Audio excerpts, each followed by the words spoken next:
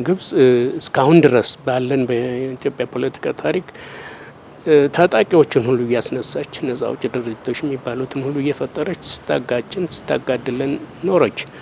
የእርሷ ምኞትና ፍላጎት ኢትዮጵያ ደካማ ሀገር ሆና ራሷን እንዳትችል የማድረግ ሴራ ነው። በውስጣችን ጣልቃ እየገባች ማለት ነው። ግብጾች እኛን ለመጉዳት የተነሱበትን መንገድ እኛን እነሱ ለመጉዳት አልሄድንም እስካሁን ድረስ አይደለም። ተንኮልና ሴራ በግብጽ ላይ ያደረግነው ነገር የለም። ውሃውም አልቆመም። ይሄ ደግሞ የተካሄደበት መንገድ በእውነት ላይ የተመሰረተ ሁሉንም በኩል የማይ ዲፕሎማሲ አብረን እንስራ የሚል እንተባበር የሚል እንጂ እኔ ብቻ የሚል እስካሁን ድረስ ከኢትዮጵያ የተሰነዘረ ፖሊሲ የለም። ግብጽ ይሄን ያውቃል፣ ዓለምም ያውቃል።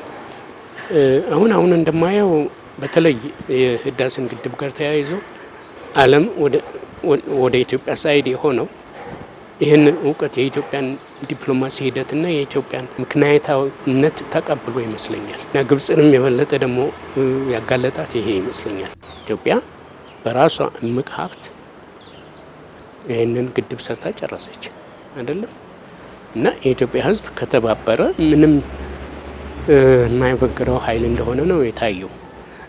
ይህንን እንግዲህ ለማስቆም እስከ ነጩ ቤተ መንግስት ድረስ ሁሉ ሄደዋል። ብዙ ሰምተናል አይደለም። ያ ሁሉ አልሰራም።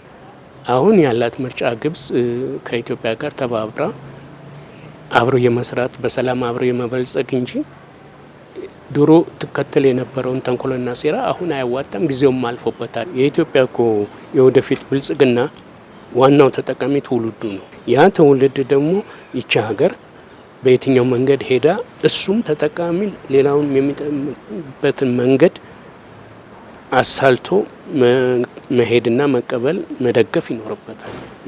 እንዲህ አይነት መደጋገፍ ሲኖር እኮ ነው ለትውልዱም ስብራቱ የሚቀልል። የህዳሴው ግድብ መሳካት ትውልዱና የህዝቡ ሙሉ ተሳትፎ መሆኑን ያሳየው ሀቅ ስለሆነ እያደገ የሚመጣ ትብብር ሀገርን ይገነባል ብዬ አምናለሁ።